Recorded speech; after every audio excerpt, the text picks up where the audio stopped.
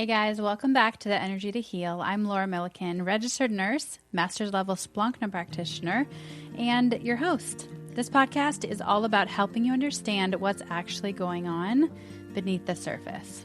Your emotions, your relationships, and the patterns that keep showing up in your life so that you can live with more clarity and freedom and alignment with who God created you to be in the first place.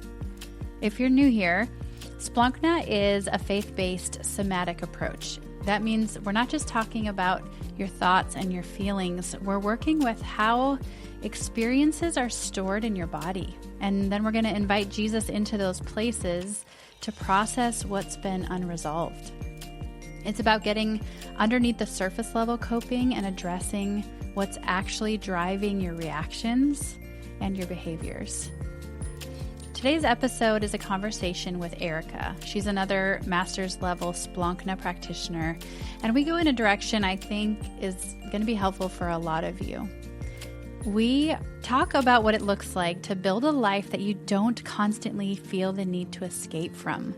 Like instead of just sprinkling in self-care once in a while, hoping it's enough to sustain you. Also, I wanted you guys to know I'm in the process of interviewing all the practitioners that I have on my preferred practitioners list. You can find that list at lauramilliken.com, which is linked in my show notes. When you get there, just click on preferred practitioners, and everything you could ever want to know about these ladies is laid out for you. So you can find somebody who feels like a good fit, and they're all virtually trained, which means they can meet with you via Zoom. And another quick update, I just added a $20 per month tier to my new Patreon, in addition to the $5 per month tier, as ways to support what we're doing here at the podcast with editing costs and platform costs. But with this new $20 per month tier, it includes a monthly Zoom call for those of you who want to be in that inner circle. Plus, I share a lot of behind-the-scenes content over there, and even for free members. You can find that linked in the show notes or on my website as well. I also just wanted to say thank you to those of you who are financially supporting the podcast right now. I know I've been pushing this a lot because this has just been a new development for the podcast and for me, but I just never thought that in a million years, if I started this Patreon, people would actually come and support and get behind what we're doing here. And people have. And since this is relatively new, I just wanted to take a minute to read out loud the people who have made that commitment. So thank you to Jen and Sheena, Carrie and Liz, Paige, Stephanie, Lindsay, Jeannie, Ingrid, Noelle, Erica, Kathy, and Addison. Thanks for being here. Thanks for helping us continue to go strong. Now, here is my interview with Erica. I hope you guys enjoy it. Oh, refresh me. I don't even know if we've covered this story. We've known each other for a couple of years now, which is fun to say. I know, I love it. But tell me, like, your story of how did you even hear about Splankna? How did you come to it? I love this question. So I think that, let's see, if I go back over the past, 6 years to 2020 when all of time stopped and started, right? Uh-huh. I feel like so many people I talk to, there's not a time before that, but there was. I was in ministry for about a decade. I was a kids and youth pastor. And so I just had been working for a church here in my city that really served such a broken population, which was beautiful and exhausting as somebody on staff, right? It was such meaningful work and I loved it.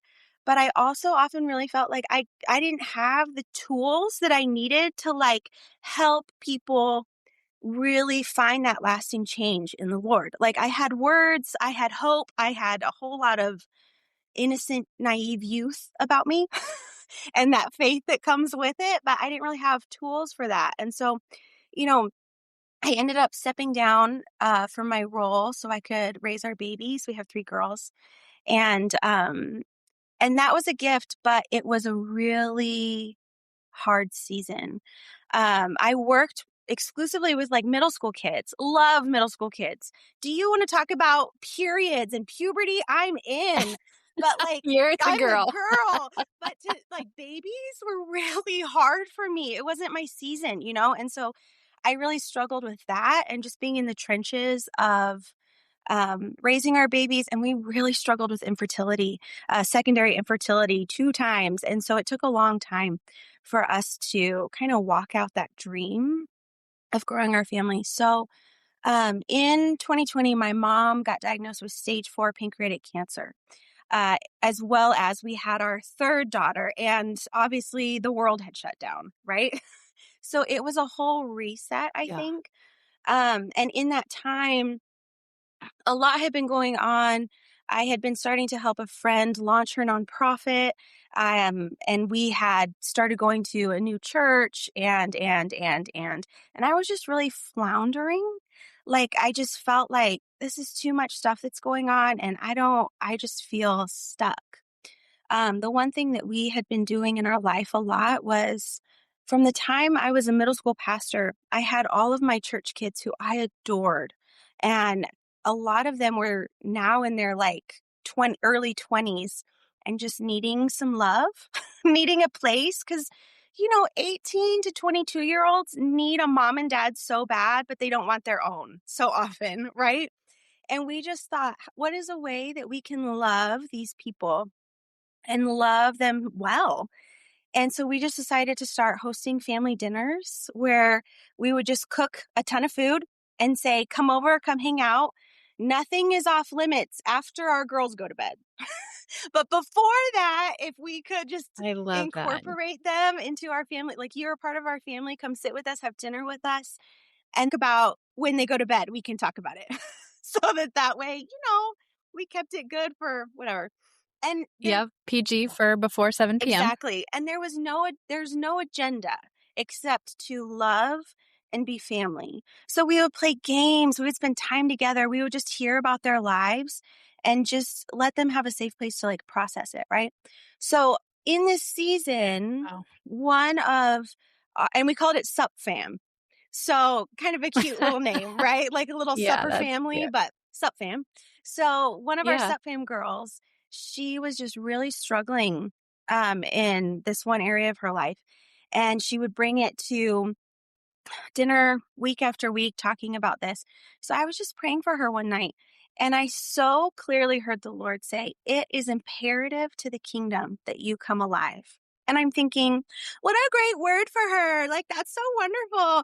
And I just heard it over and over and over. It is imperative to the kingdom that you come alive. And then I realized, oh no, that's for me. Not that it's not also for her, but it was just this so clear, me realizing, oh no, I think I'm dead inside. I'm not alive. Like, I was going to ask you, did you feel not alive at that time? Were you aware? I think I wasn't clearly aware, but I could feel that dissonance, that tension of, I am not who I want to be. I am not Hmm. handling things the way I want to handle them. I am not at a place in my life where I'm doing what I feel like the Lord's calling me to do.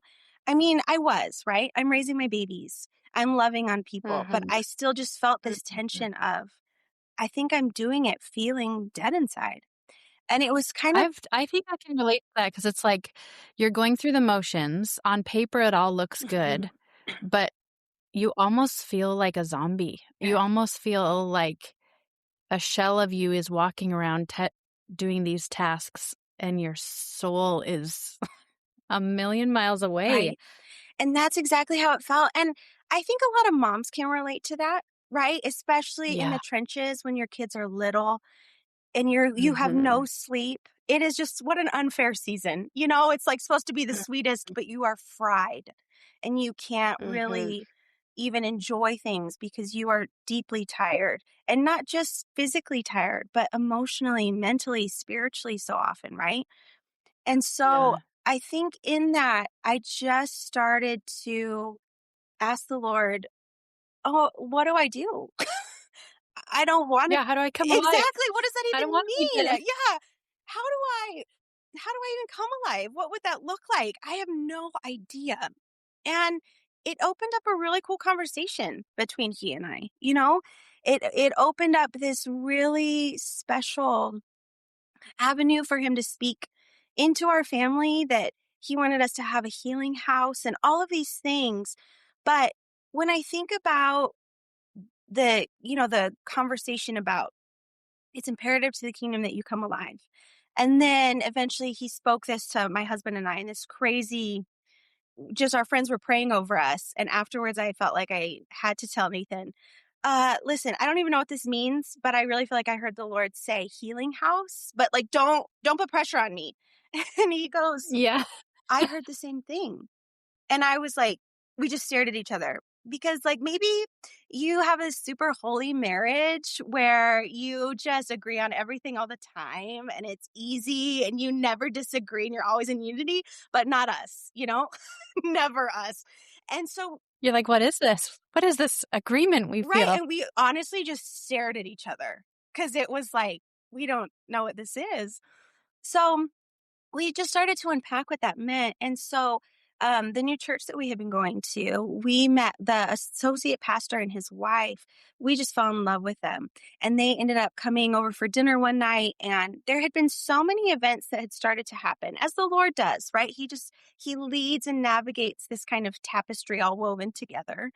And I started explaining that I had been at the physical therapist, and I saw this whole chart of emotions, of like where emotions are stored in your body. And I was like, what? And so of course I'm looking into it, saying what's in the pancreas, because that's where my mom had cancer and all of these things. And my friend Jana just smiled and nodded and said, oh, that's what I do. And I was like, what do you mean? And so as soon as she started, What do you right, mean? like I was locked in. And as soon as she started explaining it, I knew in my spirit, this is what I'm called to do. And Oh my gosh, just instantly instantly, like I didn't that. even experience a session. I just, as she was explaining it, and then seeing this tapestry that the Lord has been weaving for me, it was so clear. And then after they left, Nathan looks at me again, and I said, I think I'm supposed to do that. And he said, I think you are too. And I think I need to do Ugh. some sessions. And I said, I think you do too. And it was just this amazing. So like no resistance, no what is this? No, No, it was just like I'm in. I'm in. I've had people reach out to me and be like, "Hey, how do I get trained in this?" And I'm like, "Do you want to do a session first?" And they're like, "No, I'm just going to go get trained." Right. Okay. Well, and I had decided I should probably have a session before I decide this is my life's calling. I think that's a good I do call. too. I I think it's think a that's a great call. good call. And after I had experienced it, I mean, it was like, it just so confirmed, everything that we Yeah. both had known. And Nathan and I got to sit in and do sessions together actually in our first experience.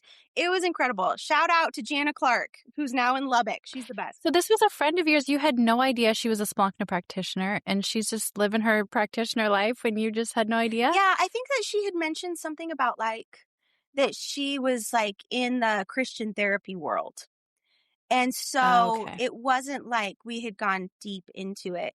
But then, that just became everything, where I'm asking her 1,000 questions all the time. Tell me about this. Tell me about that. What about this?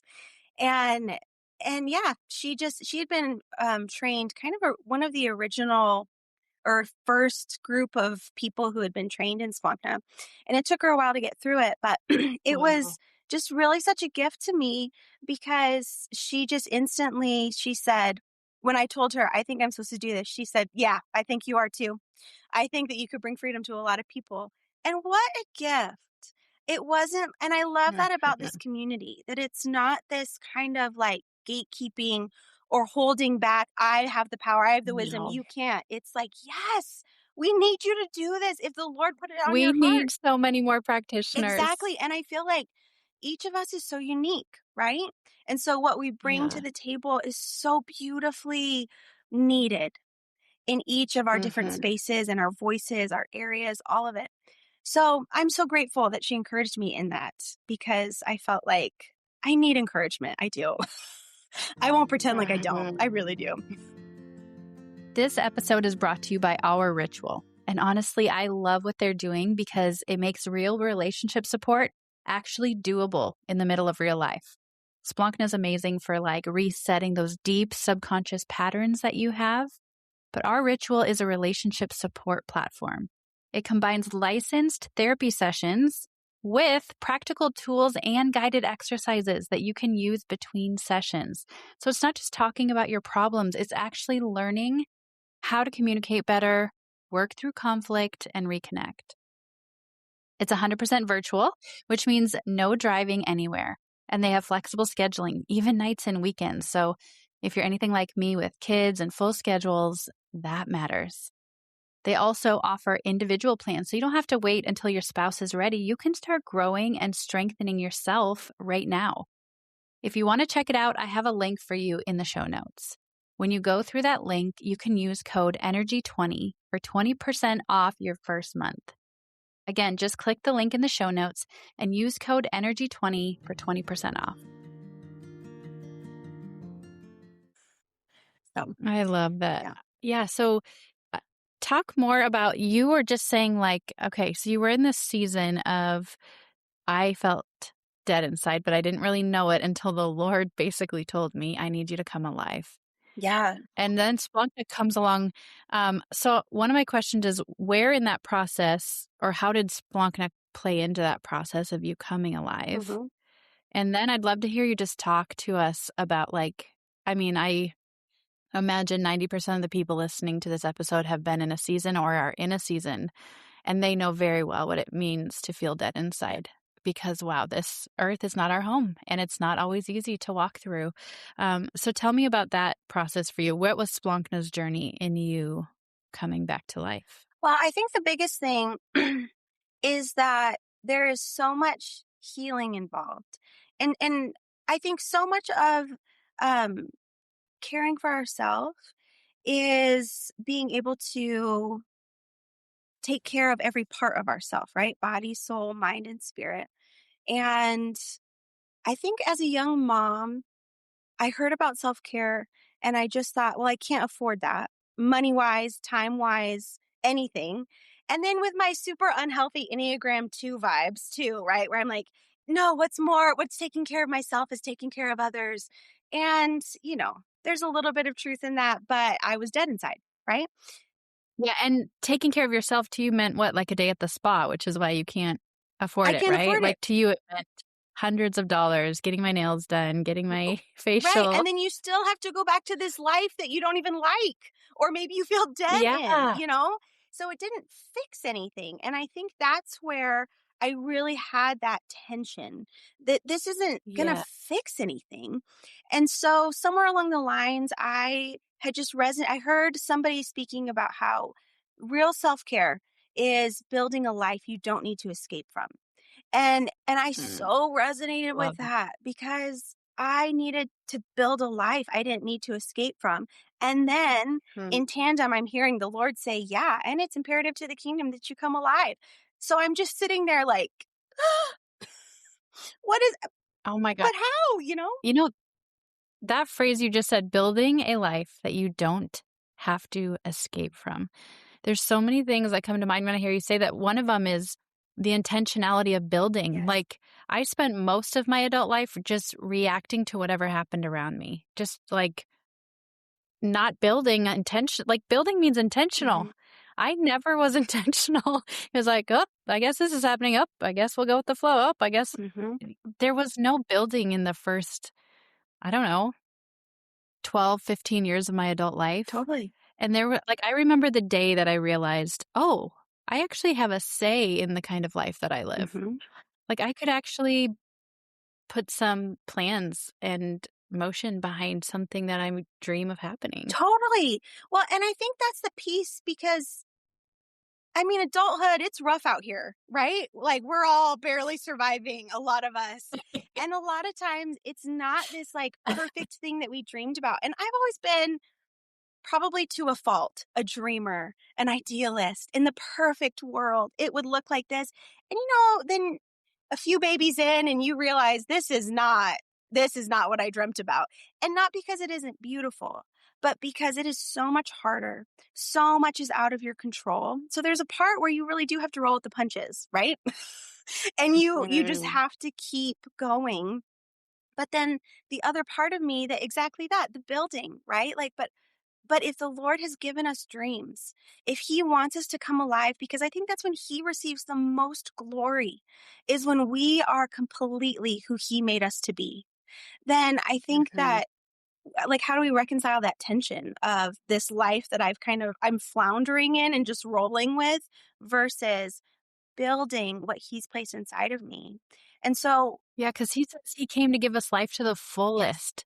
And, like, when you feel dead inside, you're like, "Where's the full life? Where's the abundant joy? I can't even breathe down here." exactly. So there is a missing piece There there. is.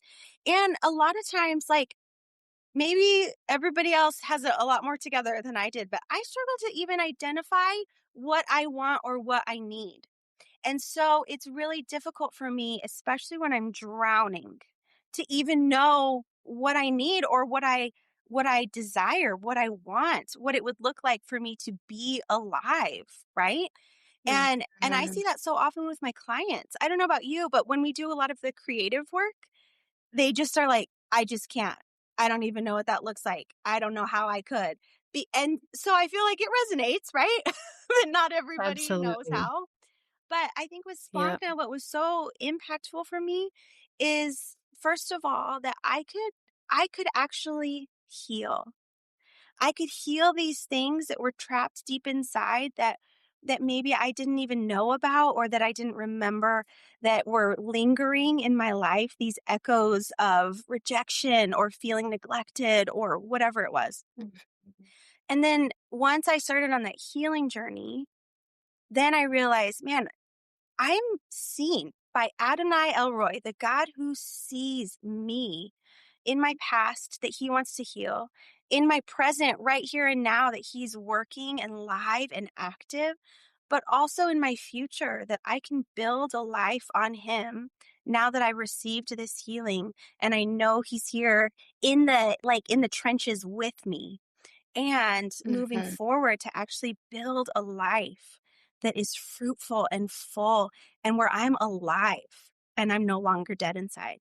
And I love that in Splankna, that's where that kind of really played in, I think, because I was able to heal. I was able to realize, wait, this is what He's doing here and now. And this is the authority that He's so freely offered me to stand in, to journey with Him in. And then for building in the future to say, okay, Lord, now what do you want? What do you have for me? Mhm. Show me. Can you create these neural pathways in my brain so that it takes and it is real change? And I can see myself doing it and we do it together. You know what I mean? What do you think it would have been like for you if you would have been like, "Okay, I'm not gonna do any kind of, like, therapy or counseling or Splankna. I'm just gonna let the past be the past, but I'm still gonna, like, try to build something new." Like, I don't know, when you were going through your Splankna sessions, your own healing Mhm. journey, were you noticing big shifts in yourself back then, even before the building Oh, started? for sure. I was noticing huge shifts, and I had actually, after I had heard that about what Splankton was, and I knew it was for me, it was probably like 7, 8 months before I was even able to have my first session. And then in that time, from the time I had my first session until about maybe a month and a half, 2 months until I started my training, I started having these huge panic attacks. And I Oh, wow. had not had, looking back, I totally had panic attacks, but I didn't, starting probably around the time I was like 17. But I couldn't identify that that's what those were. It was just kind of weird Mhm, days or whatever, even though they were linked to like real trauma as they were happening. I just couldn't put it together. I mhm. think a lot of times we don't.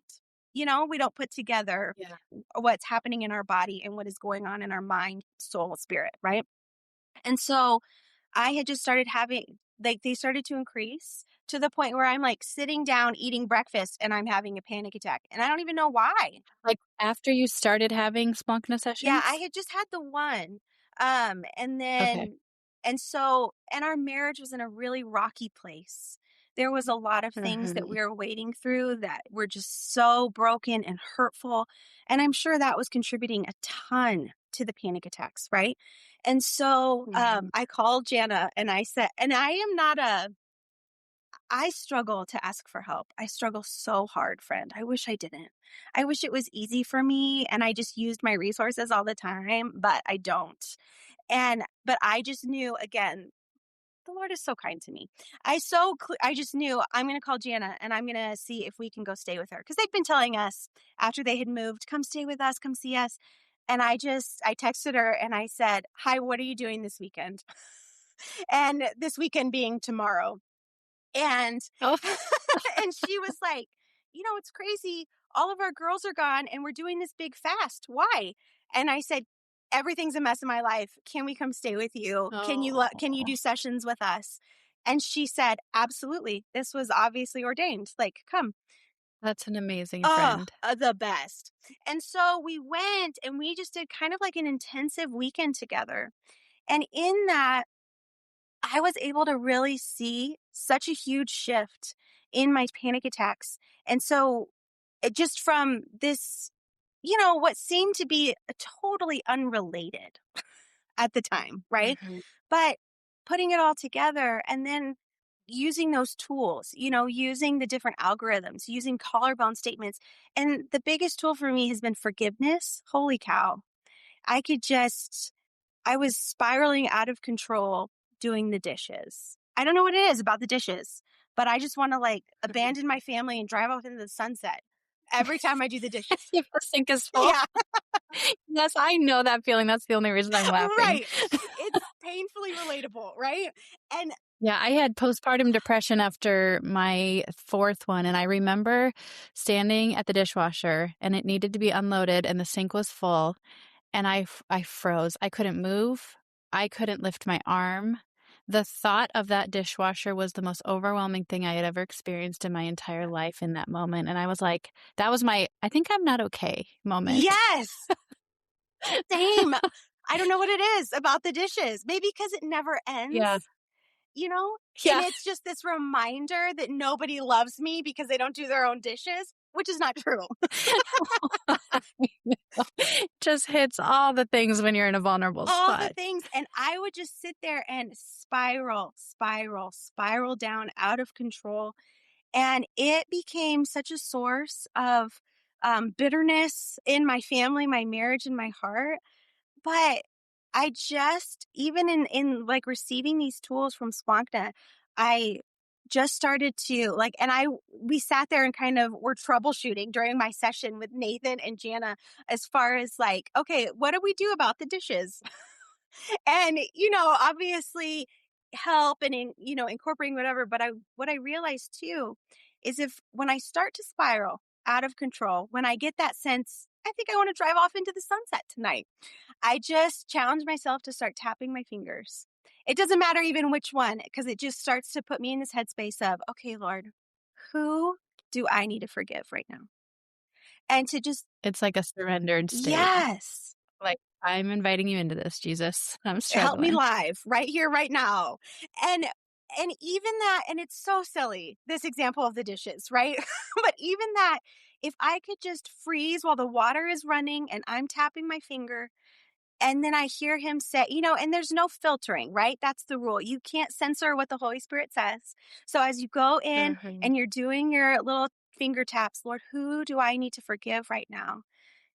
For example, if we're talking about the dishes, usually it's my children. So I would start with, I forgive my girls for not cleaning up after themselves. And that's usually like the beginning. And it kind of starts to Mhm. funnel down, because if you don't necessarily feel that release in that process, then I'm like, let me go deeper. I forgive myself for being so bitter that my girls can't clean up after themselves. And then, you just Mhm. start funneling down, down, down, down, down until I feel like I have just done all the forgiveness. I can I Mm. can take these tools, and instead of dwelling on them, instead of them eating me alive, I can release them to the Lord. And then suddenly when I do that, there can be this like gratitude that flows in. And I can think clearly. I can kind of get on top of it a little bit. And then I feel like I can see these are just dishes. This isn't a Mm, crisis. These are just dishes. I love Well, that. and as a mom, I feel like everything feels like a crisis, right? And it's not. And Mhm. you love your family, you love your babies, you love all of them. But all of the inner turmoil is too much.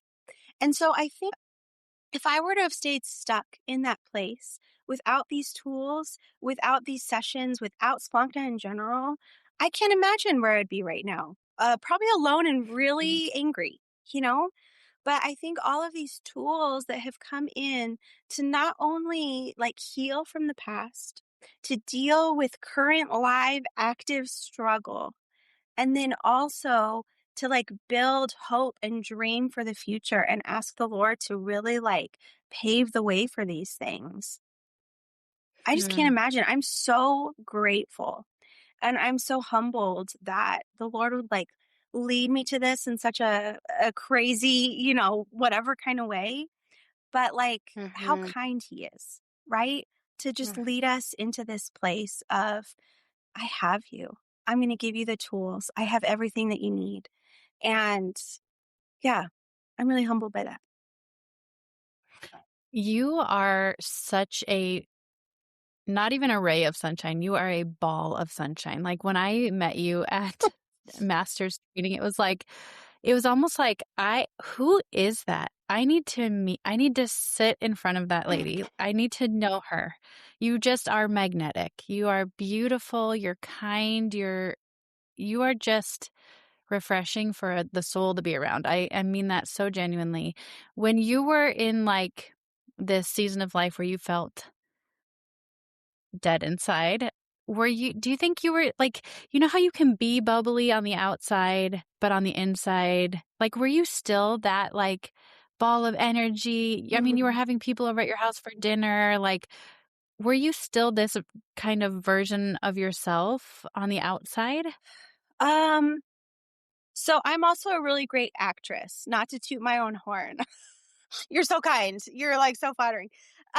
I think that my best friend and my husband would say absolutely not. She was a hot Mm, mess. Because I could be vulnerable and I could share with them my life is on fire. I am not okay. And mm, I could process things through with them. I could let them in, and truly I have such a gift in the community that I have, and that our family has worked hard to build. I am so humbled by the community that we have and the people who love us so dearly. So I think my closest inner circle could totally say, yeah, absolutely not. She's not okay. But at mm, the same time, I have known for a really long time that being with others is good medicine for me. And mm, loving on people is good medicine for me. And just getting to stay active in community is really important. And I think that especially for our sub fam group, everybody who was coming over, I loved them so dearly that they really were like my extended family. And so it was a really easy thing to say, I'm cooking anyways, come over. I mean, at one point there was probably, 15 of us that I'm cooking for. So that was more, not a small not a task. small task, every week, but it was good medicine for me to also realize, okay, my life is on fire, but everybody's lives are on fire in some way. And I think when we can Mm, sit together in community and commune with each other, break bread together, be in the trenches together, and allow each other in, there's so much healing in that, isn't there? To just sit mm, together and mm, say, okay, well, actually, this is really hard right now, but what's going on with you? How is your grandma? How was that assignment? How was whatever it is? And I think that for me, that's always helped me to um, not allow that stuck, dead feeling to engulf me. you know? And Mm. I think that when you're Yeah. alone and when you're facing things alone, it engulfs you so quickly, doesn't it? And especially in seasons where Mhm. you don't have a choice, like pandemics, like postpartum, like really Yeah. intense grief seasons where where it is too big, too heavy, too whatever, and that isolation, man. And so I think that like I've always known that there's been really good medicine in being known and being seen with a safe group of people, with people who love you and who love the Lord and you are journeying with. Um, and I always felt specifically for our sub fam that I wanted them to see our life, our adult messy life, and Mhm. to know like it's okay if there's messes. It doesn't mean that you've been abandoned. It doesn't mean that you're alone and you have to figure things out on your own and you better have it all together. I don't think anybody has it together. I think we all are just trying our best. And that's okay. And Mhm. you can come in and see how we're, struggling with our girls or how a tornado hit our home or how this is all a mess and I'm really sad or whatever it is to just create that safe space so that you Yeah. can, I don't know, just see that in somebody else, that vulnerability so that you can feel safe to feel vulnerable also. So I think yes and no. I was myself and I wasn't. And Yeah. I obviously had different levels of people who I would let in to see how in despair I was, or, how like some people would just hear a little bit of it. But I think there's a lot of power in letting others in and letting people journey with you as you're Mhm. navigating it. So do you work with a lot of clients who kind of fall into this category of like, I I am numb. I don't even participate in my own life right now. Absolutely. And I think a lot of them, they come in with a big presenting issue, right? And that's what we want because we want to set our intentions and ask the Lord so Yeah. directly and clearly, Lord, will you come and meet us here? Um, Mhm. and I think that eventually it comes out in a lot of my clients that they just don't feel or they haven't been allowed to feel or that they can't access those things because they don't even know where to start.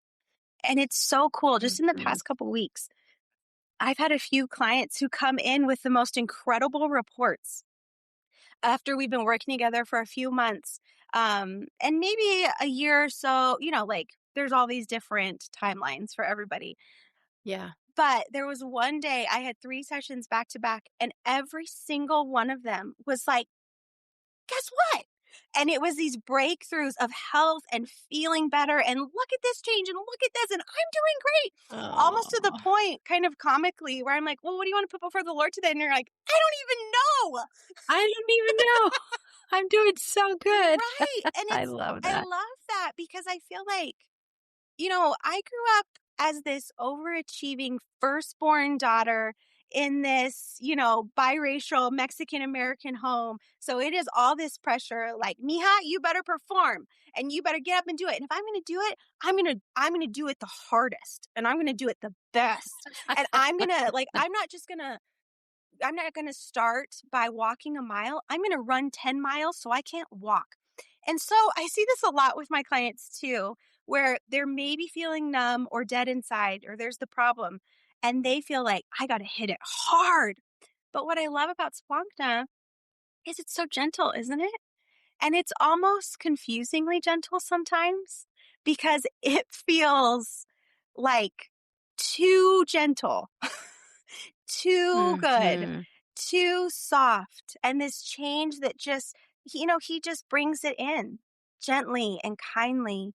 And it's not running 10 miles and being exhausted. It's these beautiful, soft, Yeah. gentle changes. And I've been Yeah. honored I get to see that. Yeah. So what would you say to someone who like what I heard you say, I'm imagining someone listening to this and they're just in that spot that you described. And I heard you say get around people. Don't do this in isolation. If you're feeling dead inside, if you're feeling stuck, numb, checked out, get around some healthy Yeah. people who can be a support system for you. But like you're a super people person. You feel like being around people is like medicine. What would you say to the person who's like, I've gone for 30 years in isolation and telling all of this to some people sounds terrifying to me. What do you do then? What would you say to that Yeah, I person? would say that that's my husband as far as he does not like people. He loves people, but he's an introvert and it's hard for him. He wants to be around genuine people, not people who are putting on a face or who are too nice or who aren't being honest and real. He has no grace for small talk. He's not about it.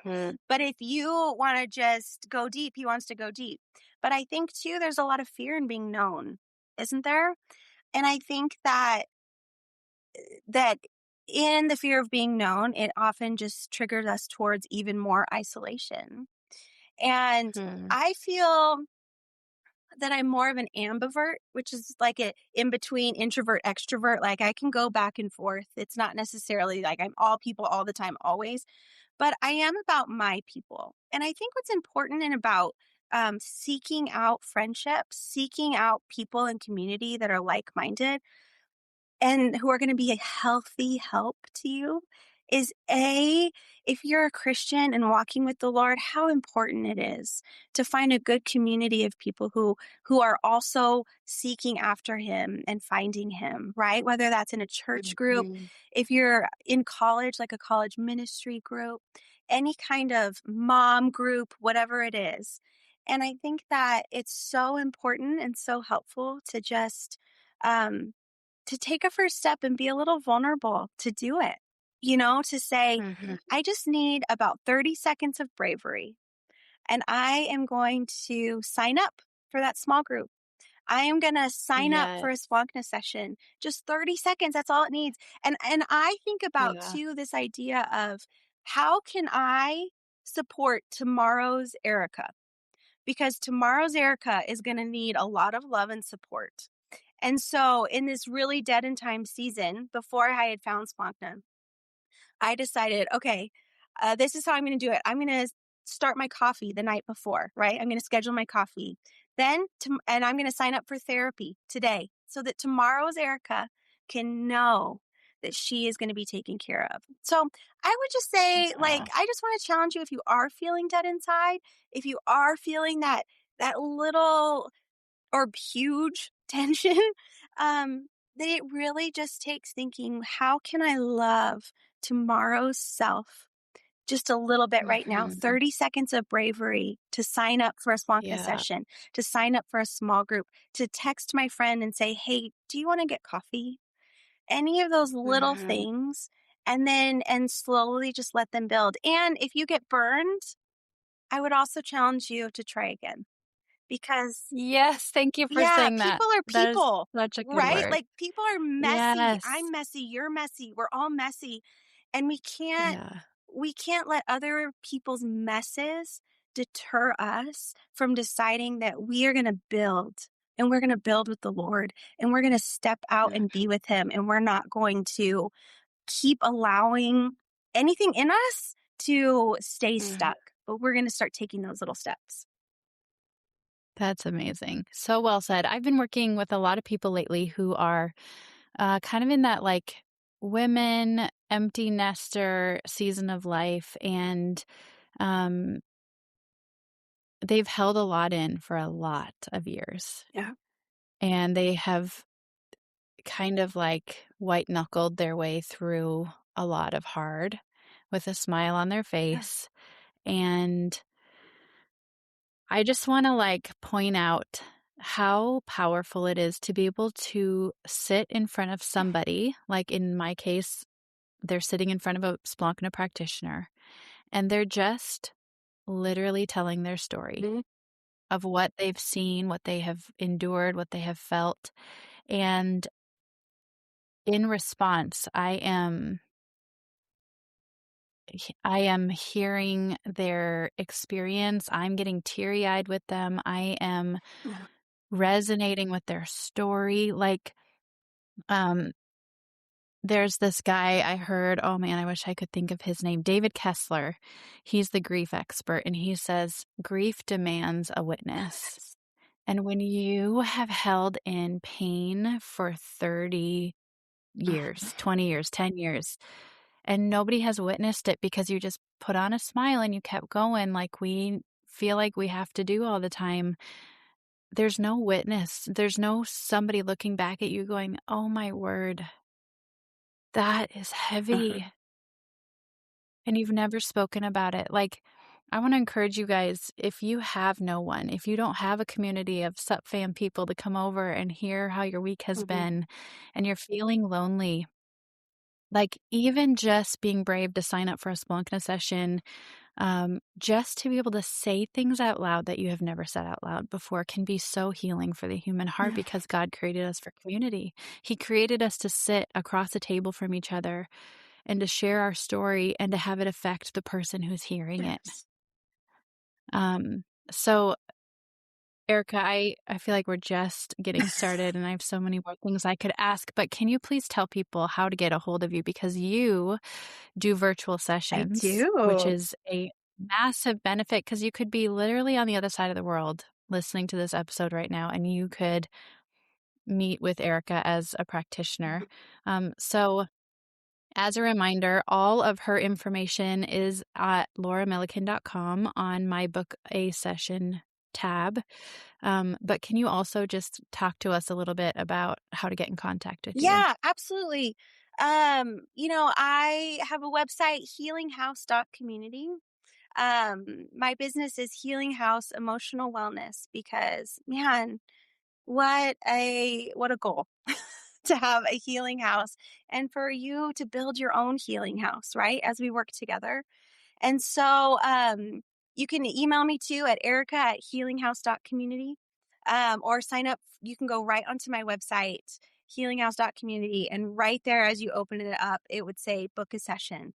And it'll have all of my contact, my information, all of it. And man, I would just so love to work with you, especially if you're in any of these places that we've talked about today. God has so much for each of us. And sometimes I feel like he's just waiting for us to like knock and dive in and ask and say yes. Just this, that 30 seconds of bravery, this vulnerability to say, okay, Lord, I want to see what you have. And man, would I be so honored to work with you if that's what you want and if that is what you're needing. If you are in any of these places, man, please reach out. Let's get started. That's beautiful. All right, guys, we're going to wrap it up there. Thank you so much for being here again this week. I am having so much fun going through and interviewing all 10 of my 10 preferred practitioners. This is just like, for me, it's a treat to I get to hang out with my friends. I love that. So thank you again for taking your morning and being here with us. And we'll see you guys next week. Always. Thanks so much, Laura.